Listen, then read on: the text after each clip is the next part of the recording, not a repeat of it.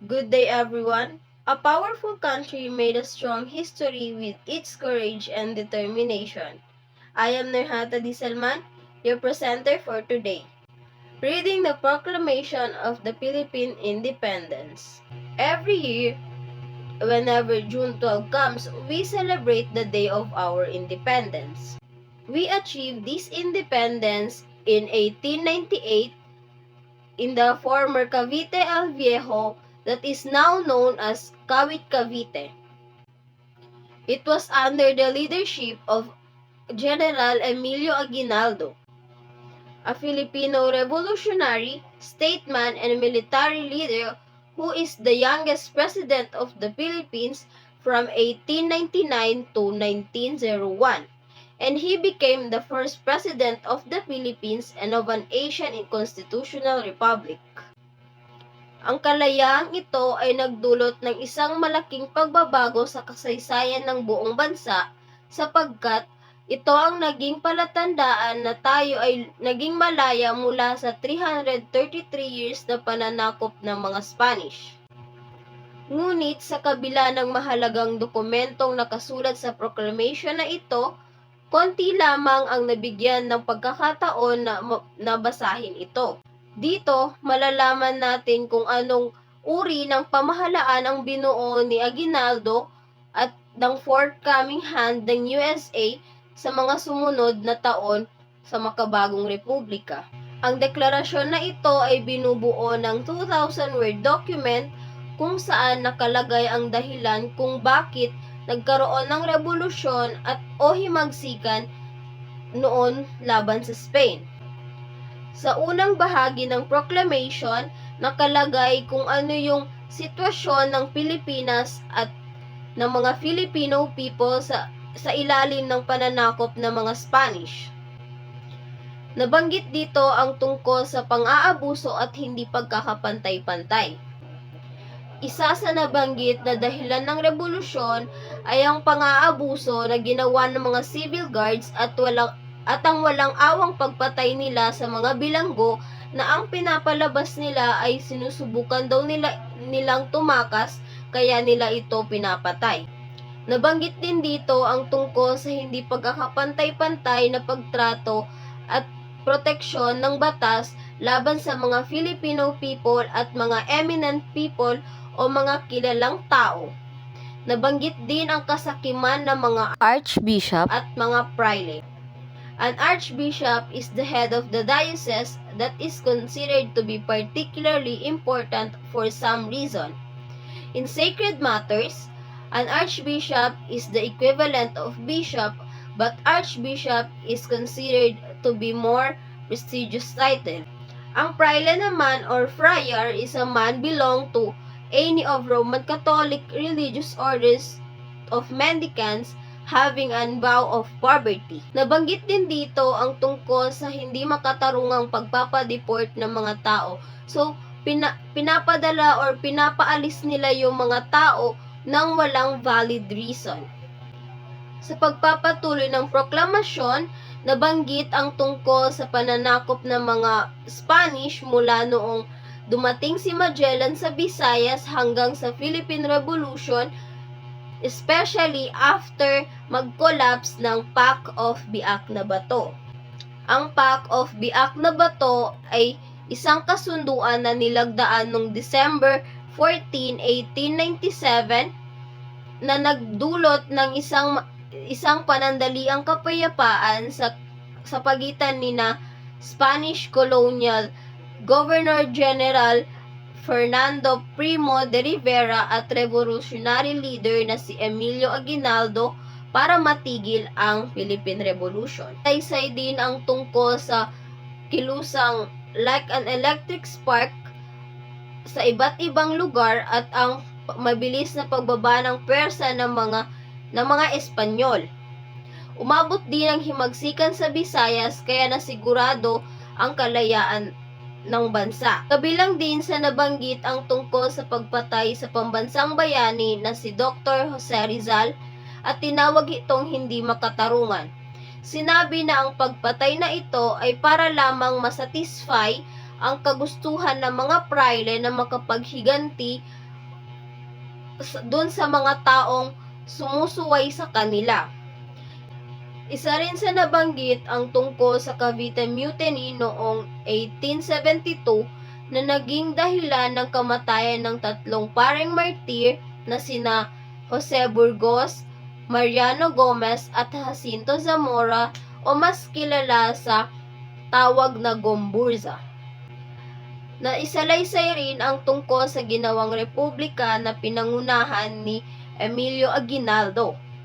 Nabanggit sa pinakaunang parte na kung saan sinabi na si eminent dictator Don Emilio Aguinaldo E. Fami ang mamumuno sa bansa.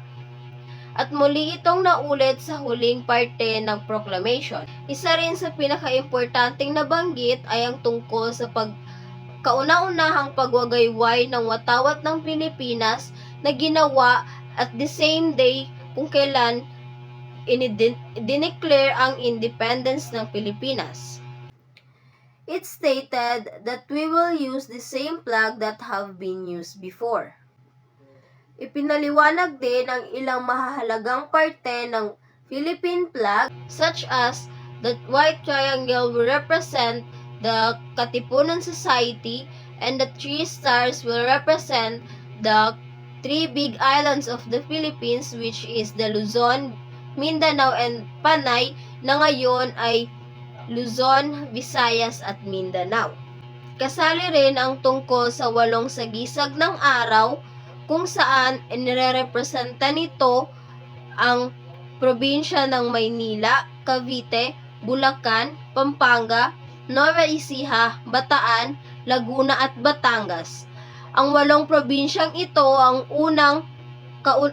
kauna-unahang sumuporta sa Philippine Revolution. At ang 3 kulay naman tulad ng white, red at blue ay nagpapaalala sa flag ng United States of America. Ito ay bilang pasasalamat sa binigay at binibigay nilang proteksyon sa ating bansa. Madalas, ang mga gantong information ay nasa-set aside dahil ang napag-aralan at naituro sa atin mula noong elementary pa lang tayo is ang colors na ito ay nagpapahayag ng kapayapaan at katapangan. Sabi nila, maaaring magbago ang ibig sabihin ng isang bagay sa pagtagal ng panahon. Ngunit, hindi pa rin natin maaalis ang katotohanan sa likod ng bagay na ito na maaaring magkwento sa atin kung ano yung mga nangyari or mga totoong nangyari noong unang panahon. Next naman is the analysis of the proclamation of the Philippine Independence. The continually studying and analyzing of a document like the proclamation may reveal us the forgotten historical facts about our country. It also reflects the feelings and experiences of our ancestors as well as their efforts and sacrifices. Maaari rin nating malaman ang tungkol sa kanilang mga karanasan tulad ng pang-aabuso at diskriminasyon at hindi pagkakapantay-pantay. But surprisingly, walang nabanggit tungkol sa pinakamalalang problema na naranasan nila noon. Ito ay ang crisis sa lupa or sa taniman na kinaharap ng mga magsasaka noong panahon ng pananakop. Ayon kay Teodoro Agoncillo, ang Philippine Revolution ay away tungkol sa lupa. Nakipaglaban yung mga sundalo sa pag-asang mabawi nila yung mga lupang kanilang tinatamnan sa sandaling mabitawan ito ng mga Spanish sa sandaling manalo ang revolusyon.